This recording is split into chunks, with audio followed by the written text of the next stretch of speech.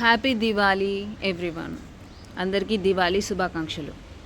రీసెంట్గా జరిగిన 2 మిరాకిల్స్ నా లైఫ్లో మీకు షేర్ చేస్తున్నాను, అందరికీ యూస్ఫుల్ అవుతుంది కాబట్టి.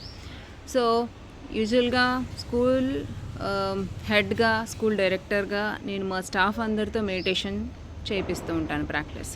సో వాళ్ళు అందరికీ వాల్యూ తెలియాలని ఏం లేదు. సో వాళ్ళు simply they followed me.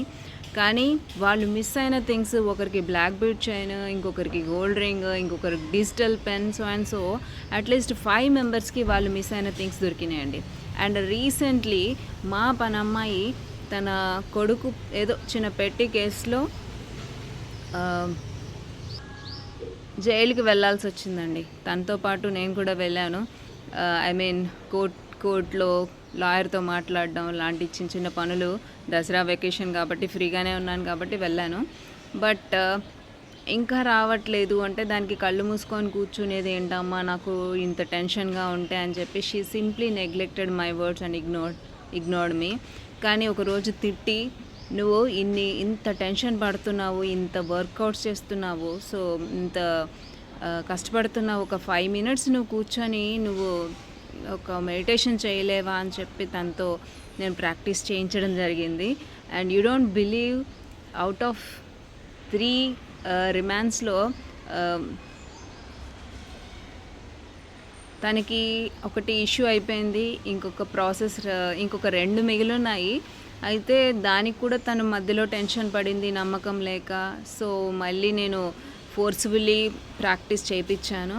And you don't believe, and within 6th days వాళ్ళ అబ్బాయి బెయిల్ వచ్చేసింది.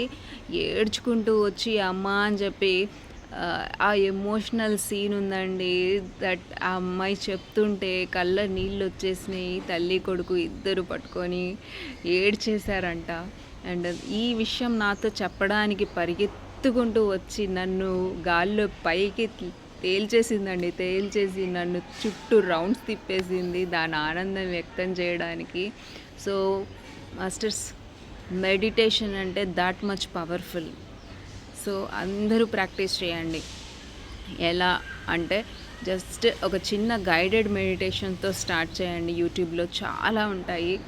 Me what ever the situations, health కావచ్చు, ఫైనాన్షియల్ ప్రాబ్లమ్స్ కావచ్చు, ఏదైనా సరే the only and ultimate solution అంటే మెడిటేషన్ అండి. All the best everyone. Wishing you a happy Diwali once again. Love you all.